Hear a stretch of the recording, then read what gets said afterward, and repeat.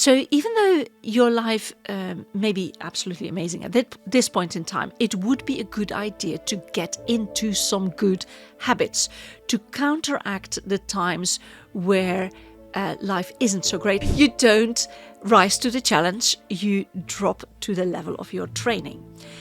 So what to do when you find yourself in similar circumstances? And I urge you to start practicing whilst you're feeling well.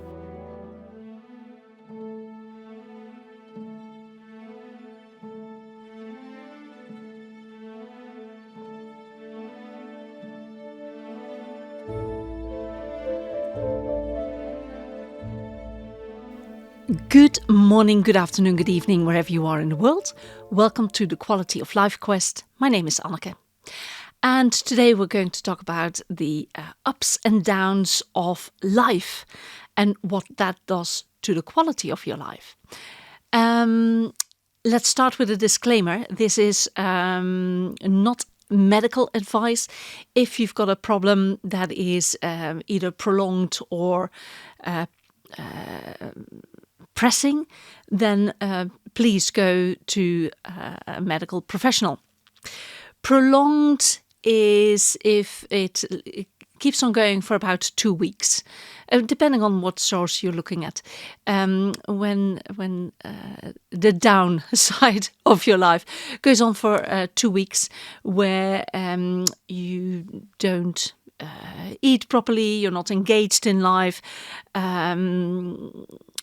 you've got difficulties concentrating, all that. Every day for 2 weeks is considered to be prolonged. Maybe your life experiences tell you differently, then by all means, go with your own life experience. If it's acute, if it's a pressing problem, what do I mean by acute or pressing is when you've got suicidal thoughts or along those lines, then please go and seek professional help. Right. So with that disclaimer, it's not a very joyful start of the day. And you will see that I keep on looking down because there are so many points to go through. And I have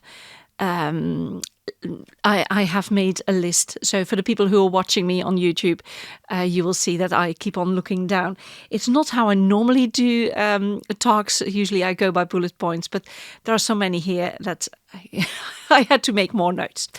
Right. So the ups and downs of life and what it does to the quality of your life. Hopefully, on the whole, you kind of cruise through life.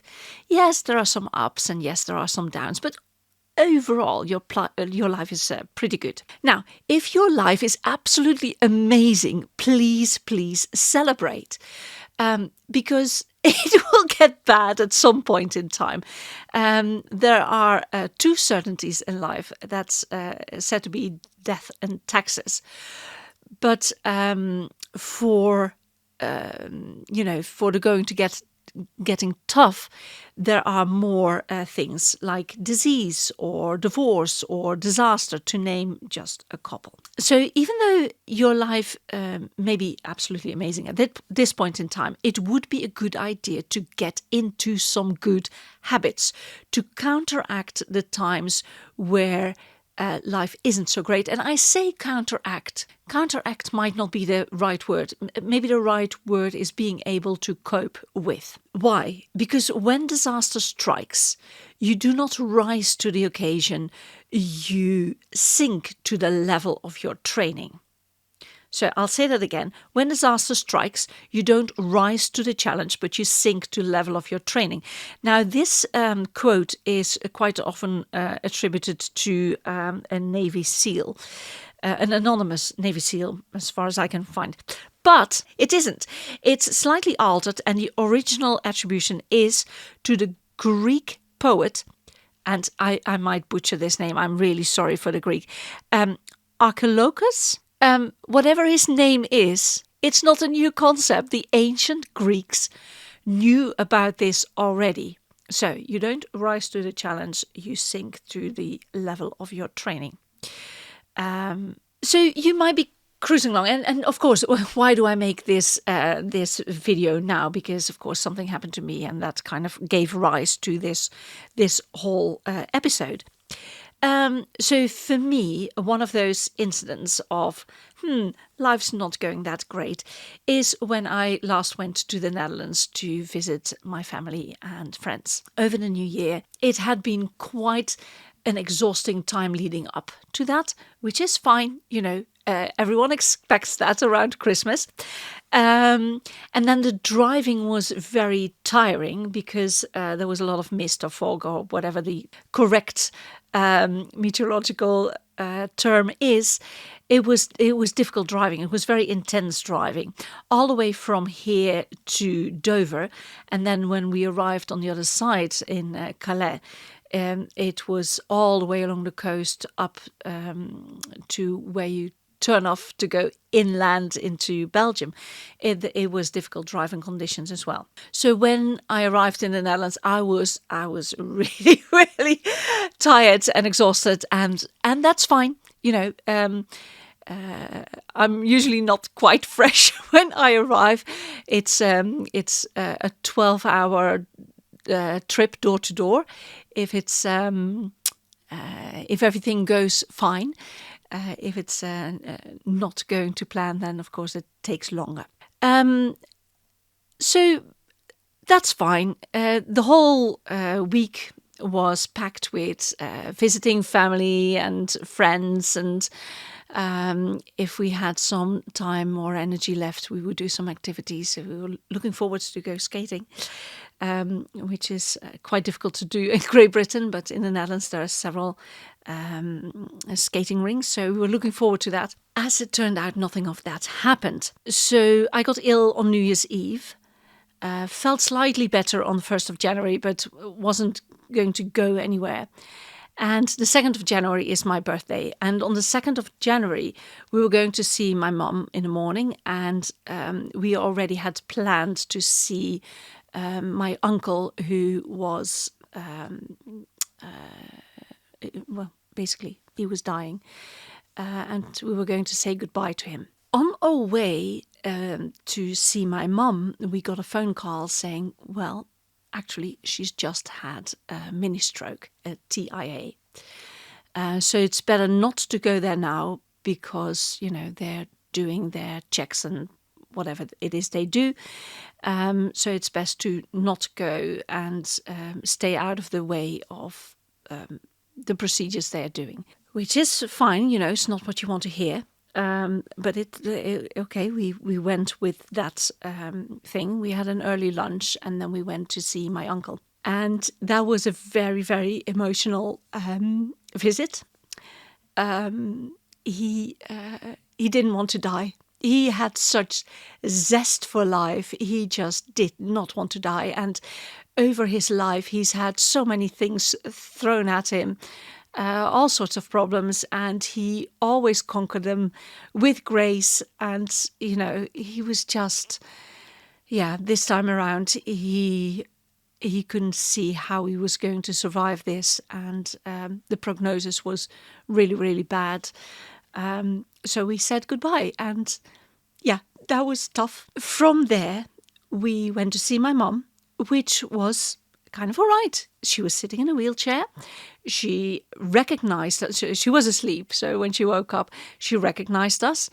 And when I said, "And what do you say?" it immediately clicked, and she said, "Happy birthday." So that was good.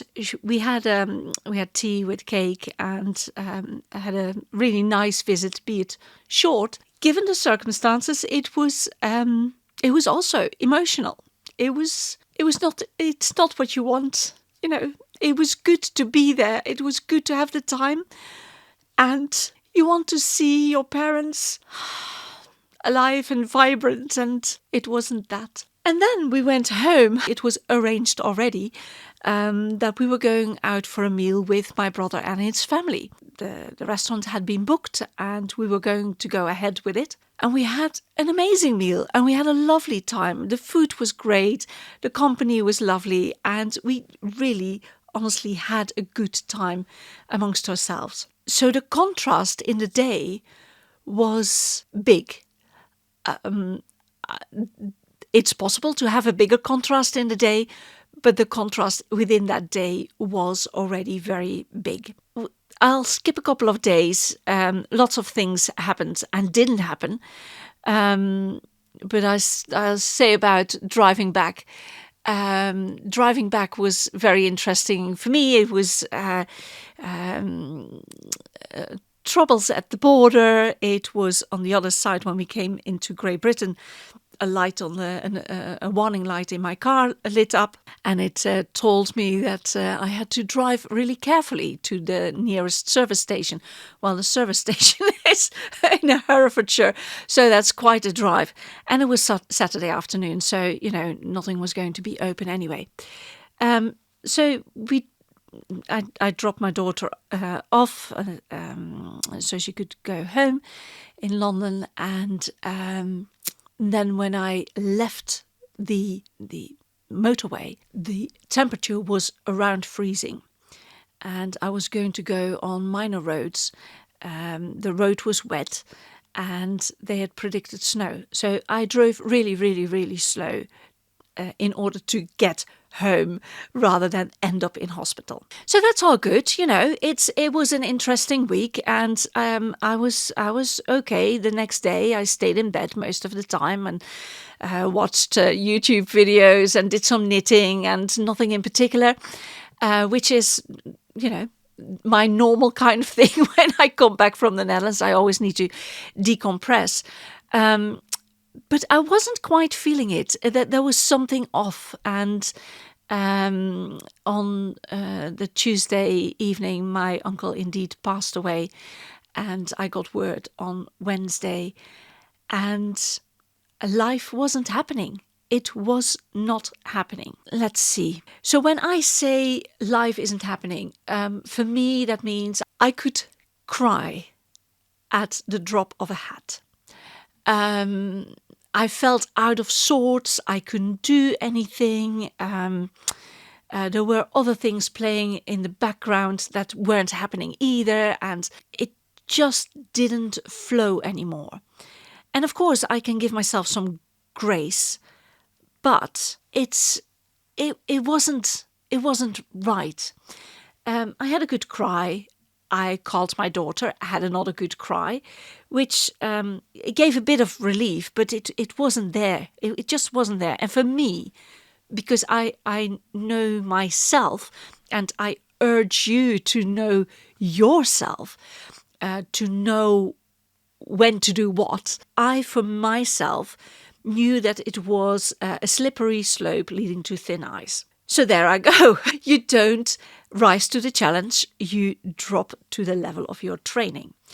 And I could have gone all sorts of ways. I will give you some options as to what you could do. I think during the options, I will also insert the things that I've done. As you know already, I did have a good cry. I called my daughter and had another cry. So what to do when you find yourself in similar circumstances? I'll list a couple, and I urge you, A, to start practicing whilst you're feeling well, to train yourself. That doesn't need to be every single day you have to do all of those things. Take one, try it on for size. If it's, if it suits you, keep on going with that for a couple of weeks, and then you try something else. Try it on for size. When you then find yourself in this state of slippery slope leading to thin ice, go for the low-hanging fruit. Go for whatever suits you best at that moment in time. Right, so I'll start with the list, and I'm really sorry, I'm going to look down several times, but there you go. That's the nature of this particular talk. Number one, and it's not numbered. It's the first one on my list. They're not numbered because they're not. There's no list of priorities. As I said, go for the low-hanging fruit. Go for whatever it suits you best. So, talk to someone. Talk to someone, and before you go through your list of people you could talk to, figure out why you want to have this chat. Do you want a tissue box, a soap box, or a toolbox? And the meaning is, do you want to have a chat with someone, a shoulder to cry on? Is that your main objective? Is that what you want? You just want someone to listen to you, to go, they're there now, and it's terrible now, and things will be all right in the end, or whatever the conversation is going to be. But tissue box. Do you want a soapbox? It is whatever is getting to you. Does it make you angry? Does it make you upset? Do you want someone you can vent to? Do you want a soapbox where you can go, ta-ta-ta-ta-ta-ta-ta-ta, come hell or high water, I don't care.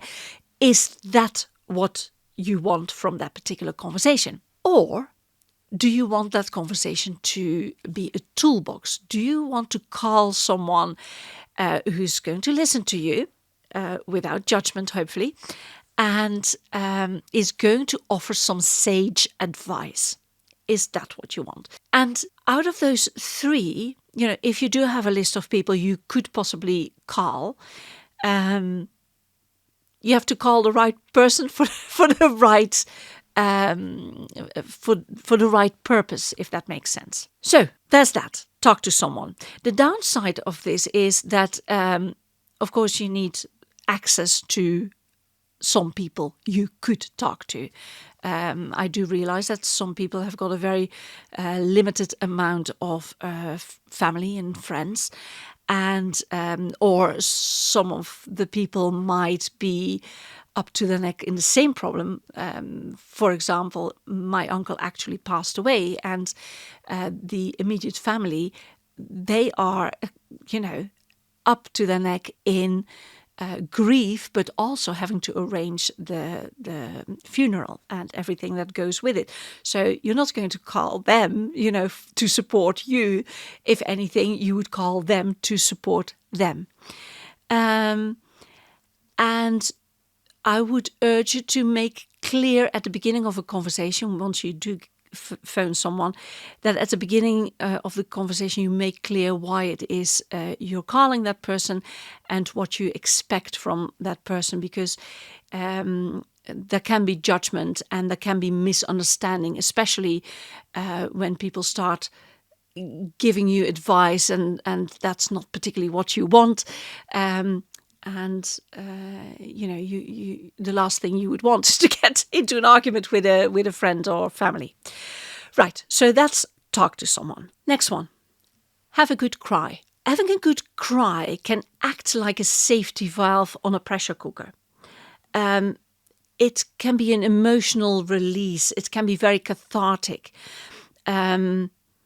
And crying can activate the parasympathetic nervous system, the kind of rest and digest system of your body. And if you've ever seen children cry, as in really, they're really, really, really, really upset, and they're crying to the point where they can't speak. So you hold a child, and the child's is crying, crying, crying. There comes a moment in time where they come to the end of the cry, and they'll go like, and they will start trying to say things, and initially they will fail, but there will be a point in time where they can say a couple of words again, and you can also feel their body relax when you're holding them. So yeah, crying can lessen the load. You can seem to feel lighter after a good cry. And there are more reasons crying can help, but these are the main parts. Journaling. When you journal, if you've never journaled before, really give it a go. Write down whatever goes around in your head, your thoughts, your feelings, anything you're going through. Writing is another way of getting things off your chest. So if you've got no one to talk to, this is another way to get things off your chest linguistically. If you want to, you can even keep what you're writing down as a record of when times were rough. And this can be a nice comparison for the future you to see how far you have come. Sometimes you want to write things down and you just want to burn it. That's fine as well. When you write things down, you might see patterns that you didn't see before. If you're interested in this, go online. There are several books that have been written about journaling for emotional support. So, journaling. Now, the next thing on the list is food. This is one of the moments where I say, do as I say, don't as I do. Because when I came home, I took along some nice things from the Netherlands, which are not necessarily healthy things to eat. There was a lot of chocolate involved. And, I just had it. I ate the chocolate. I drink coffee when I'm in the Netherlands. I know coffee is not good for me. So drinking coffee and eating chocolate is bad for me. It gives me the jitters. It's unhealthy. It doesn't make me feel good, even though whilst I'm eating it and whilst I'm drinking it, I really like the taste, and it hits some button inside of me that goes like, oh yeah, especially chocolate. This is really nice. So there was that, which is better than if I would drink alcohol. I don't drink alcohol, which is brilliant, because had I been drinking alcohol, I would have been drunk for the most part of the past couple of years. So I didn't drink, but I did eat chocolate, sweets, and I had coffee, which is better than alcohol. It is better than alcohol. And for some time, I go, oh, whatever, the world's going to hell in handbasket. Let's eat chocolate. So yeah, there you go. That stage for me can take a couple of days. In this case, it took a bit over a week. And then I started to pull myself together and started drinking smoothies, green smoothies, whilst phasing out. I will be honest here, whilst phasing out the chocolate and the sweets. There you go. That's me done. The message here is know what's good for you and what's not good for you. And it's so easy to comfort eat when you're in a pickle. So easy. When you know what's good for you, you can start reintroducing the good things and phase out the bad things and get yourself on track. But yeah, guilty as charged.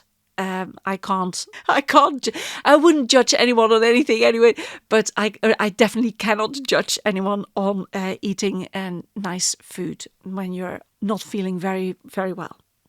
Next point, creativity. Maybe you're not much of a talker.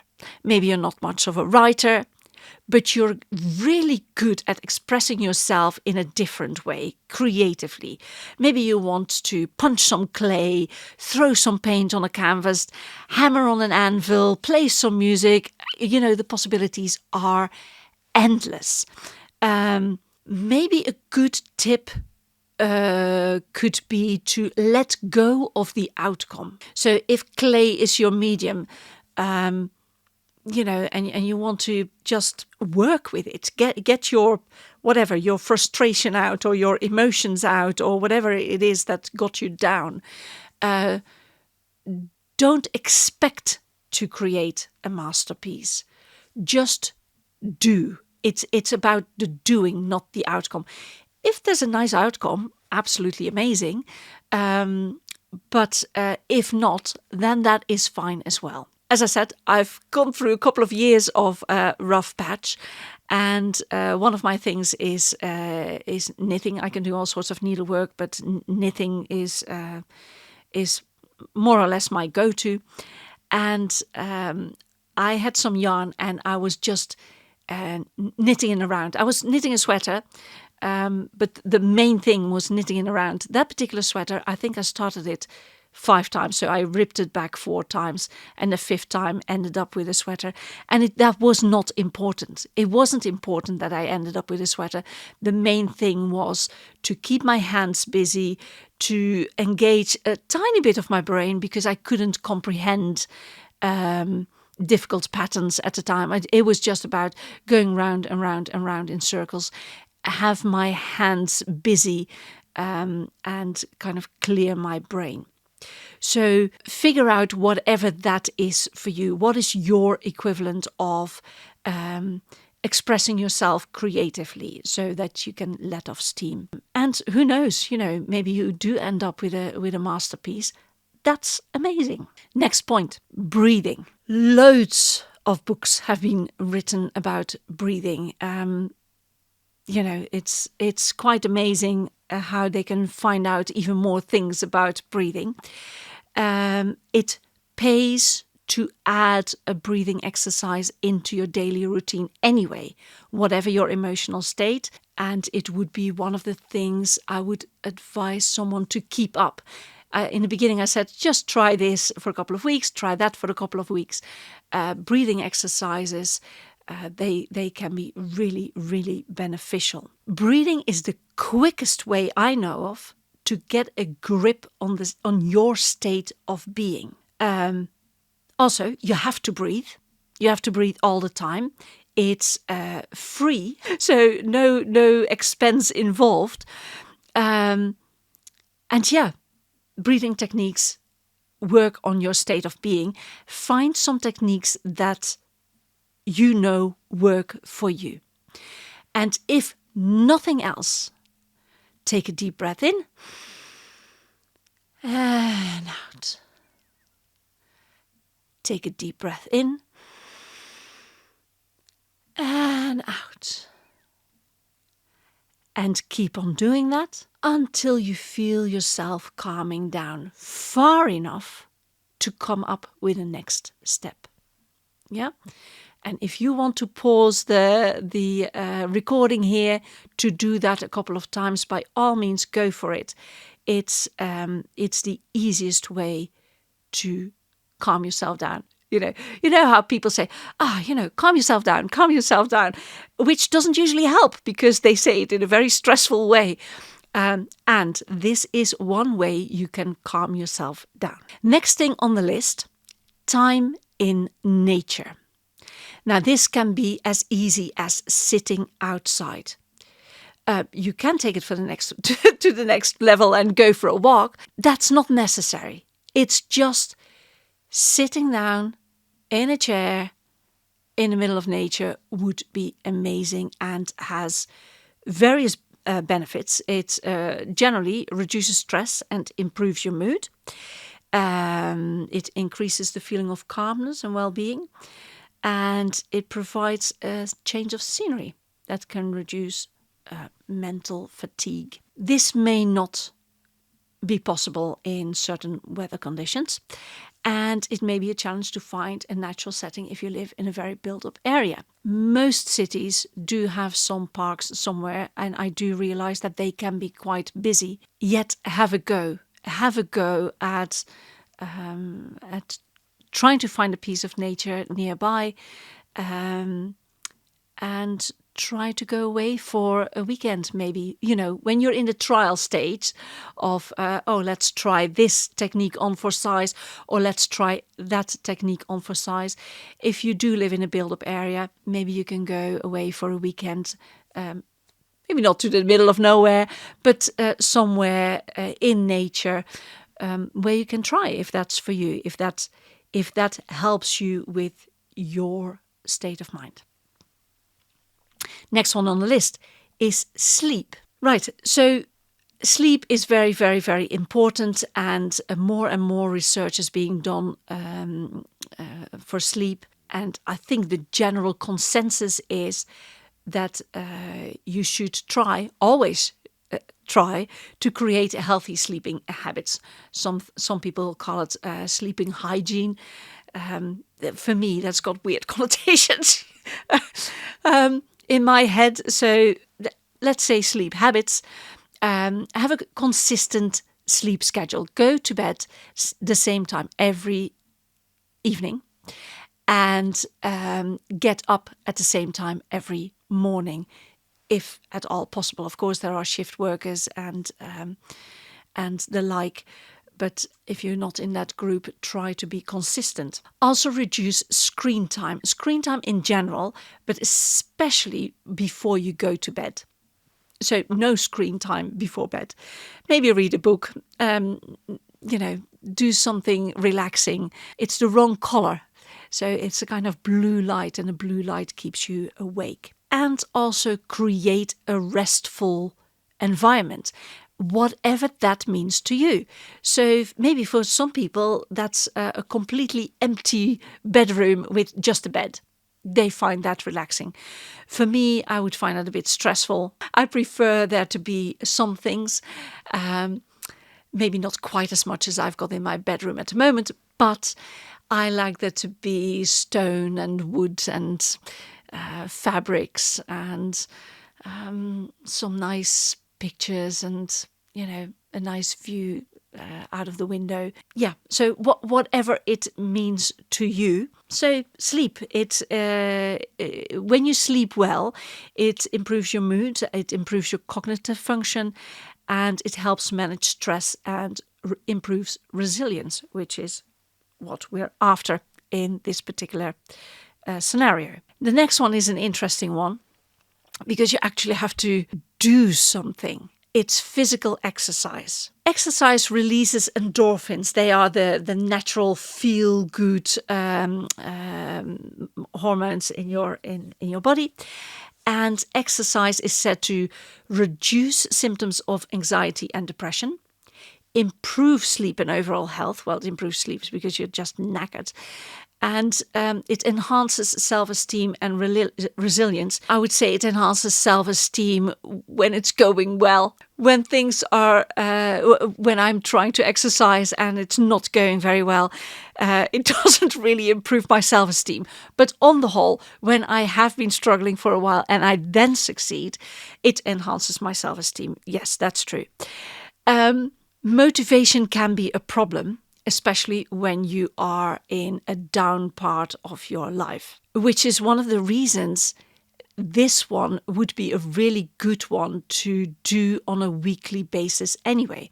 So if you're going to your football club once a week, or to dance class, or if you go to the gym a couple of days a week, there's a pattern that's been set up already. And not only will you miss it when you don't go, you will be missed when you don't go. And if you miss a couple of sessions, people will go like, where are you? Are you okay? Which is a really good side effect of going to the gym or doing exercise in a more public setting in general. Of course, you don't have to exercise in a public setting. You can do it in your house as well. Be careful if you never exercise and all of a sudden you think, oh, let's exercise. Just be careful because you can injure yourself. So there's that. Be careful. Next one on the list. Mindfulness and meditation. Again, whole libraries are written about this. There are many apps to help you with this. Some people take to it like a duck to water. For others, it's a frustrating practice. There are as many ways to meditate as there are gurus. There are many opinions on how to meditate as there are people who do meditate. As you can hear by the way I'm talking about it, meditation is not quite my thing. I find it tricky, but for the people who do this, they wax lyrical about it. And by all means, try it on, because if it does fit you, if it does suit you, it's an amazing way to reduce stress and anxiety. It improves emotional regulation, resilience. It enhances self-awareness and acceptance. As I said, on the downside, it can be difficult for beginners. It can take some time to master. Some people never do. I would put myself in that particular category. And it might initially increase the feelings of discomfort and sadness, because you become more aware of your emotions. It might be that it kind of puts you in a loop, which it's not meant to do, but put you in a negative loop. So you have to be aware of that. I will say something else about mindfulness and meditation. For me, as I said before, I knit quite a lot, and when I've got a simple thing to knit, which is just going round and round and round and round and round, no thinking required, I can knit really fast. And I don't have to think about it. And that puts me in a meditative state. And before I know it, my brain is doing all sorts of things. My hands keep on knitting. And I would say that I'm in some sort of meditative state. Maybe you've got the same if you do a certain activity. It could be sanding wood, or it could be anything that's repetitive. That doesn't take an awful lot of brain space, can put you in that kind of state. And for some people, it's fishing. I personally don't see the attraction, but if that's you, there you go. Which brings me kind of to the end of the list. If you've tried all those things and you find yourself in a spot where it really all becomes too much, please seek help. There are all sorts of therapies. There are all sorts of therapists. There's a possibility that you feel that there's no other option than to resort to medication. If that is the case, please, please, please see your GP or see a pharmacist. Find someone who can tell you what the result will most likely be of you taking that particular medication, especially if you are already taking medications for some sort of condition you might have.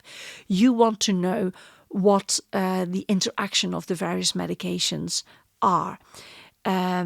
Please take medication under medical supervision, because then there's someone who can keep an eye on you and who can check up on you, how things are going. So where does that get us? Life's up and downs are unavoidable. And there are numerous coping strategies to manage stress, anxiety, emotional turbulence. Developing a toolkit up front that includes several of the things I've just mentioned, or anything else. This list that I've just given is not the be all and end all. You might come up with something completely different that works for you. Absolutely amazing. But it's important to train yourself up front, that when the proverbial hits the fan, you've got a toolkit you can use. Again, if symptoms persist, seek professional help. Listen to your body and mind and be proactive. There seems to be this idea in current society that you should always be happy all the time. You need to have your amazing Instagram pictures. You need to be at the beach. There need to be friends. There need to be laughter. There need to be all sorts of things. And it all should be happy, happy, happy. And that is, if that's your life, amazing, celebrate, go for it. But on the whole, if your life is cruising along on the happy side of the curve, that's already good going. But there is something to be said for less great moments in your life. Why? Because it seems counterintuitive. Why would you want negative things to happen in your life? You don't want it, but they happen anyway. How do you know your life is pretty good? Mostly by comparison. When you are in the depths of despair, you then recognize that your life wasn't that bad after all. You may have grumbled about things, but when you're in the depths of despair, you realize that in the grand scheme of things, that means nothing. And there's one of the big clues. Those things mean nothing. when you go through a rough patch, it teaches you the meaning of life, what is meaningful to you. And it may guide you in a direction where you know that that is how you want to spend your time and your energy. That's the kind of people you want to hang out with. That's the place where I want to live. That's going to be my life from now on. And so many people have changed their life after they've had a really, really rough wake-up call. And then looking back at the rough patch, they say, it was the best thing that could have happened to me. So if you're going through a rough patch, that might be something to think about. Am I living the life of my dreams? Am I, not at that moment in time, but before disaster struck, is this how I want to spend the rest of my life? And if the answer is no, then of course, change it. Now, the following is as far from medical advice as you can get. It is most definitely written tongue-in-cheek. But many, many, many years ago, I wrote the following. Take uppers when you feel good and downers when you're sad. Make the best of your moods and let the rest of the world go mad. It's the ups and downs in life that give you perspective. So keep that in mind. There's another thing related to this, not to the ups and downs, but, generally when you're going through a rough patch. Going through a rough patch creates a bond with other people. If you're going through the same life experience as other people, that creates a bond. If you go through the same life experience as other people at the same time, that creates an even stronger bond. If I go back to the area where I was born and raised, and I mention the 1995 evacuation, everyone who lived there at that time knows what I'm talking about, and they will have their own stories about that. It creates a bond. Was it nice at the time? No, it wasn't. But it creates a bond. Count your blessings. So prepare yourself by adopting some of the practices mentioned above. Practice when your life is ticking along, it's going fine. As said before, you don't rise to the occasion, you fall to the level of your training. Train. Get ready. Stuff will happen, so you'd better be prepared. Thank you for listening. Until next time, bye.